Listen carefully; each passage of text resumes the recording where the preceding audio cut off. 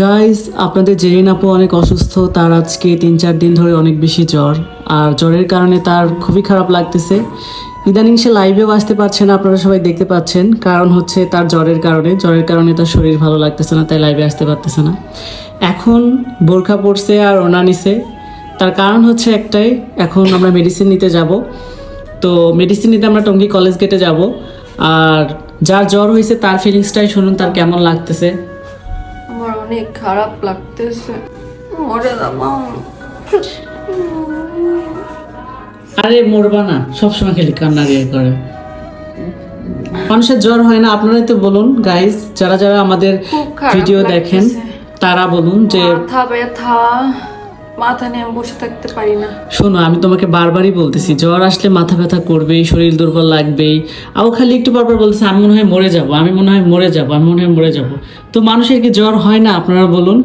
ভালো লাগতেছে না যে এখন এই 2-3 দিন হয়েছে যে নাপা এক্সটেন্ড খাওয়াইছি, এখন হচ্ছে যাচ্ছি আর অ্যান্টিবায়োটিক নেওয়ার জন্য। অ্যান্টিবায়োটিক খাইলে এখন ওর জ্বরের কি অবস্থা হবে সেটা খেলেই বোঝা যাবে। ডাক্তার দেখানো লাগবে।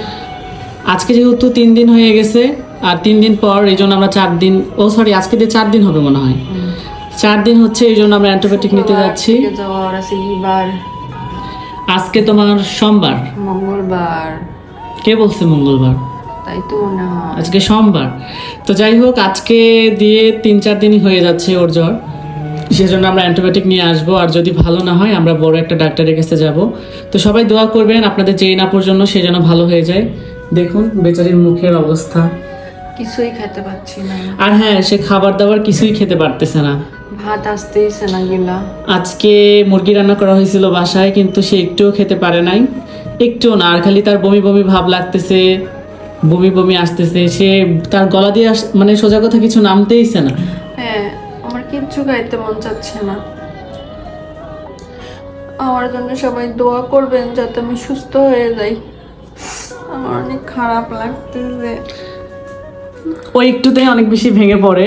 আসলে জেরিন হচ্ছে অনেক বেশি ইমোশনাল, একটুতেই অনেক বেশি আর কি আপসেট হয়ে যাচ্ছে বা টেনশন করতেছে। মাথা ঘুরতেছে এখন রোগীকে নিয়ে আমি যাব, আমারও টেনশন লাগতেছে যে কোন ওষুধ নিয়ে আসবো আর কোন ওষুধ খেলে ওর ভালো লাগবে। কারণ আমরা কোনো একজন ডক্টরের সাথে যোগাযোগ করি নাই, আর একটা রোগী মানুষকে নিয়ে একজনের চলাফেরা খুবই কষ্টকর। যারা হচ্ছে চলাফেরা করছেন তারা তো জানেনই। তো সবাই জেরিনের জন্য অনেক অনেক বেশি দোয়া করবেন যেন জেরিন সুস্থ হয়ে যায়। কারণ অসুস্থ হলে বোঝা যায় যে সুস্থতা কতটা বড়, মানে আল্লাহর কতটা বড় নিয়ামত। তো আমিও অসুস্থ আর কি, আমারও ওয়েট লুজ হয়ে গেছে 3-4 কেজি আমার অসুস্থতার কারণে। তো সবাই যেন আমরা ভালো থাকতে পারি, সবাই সবার জন্য দোয়া করবো।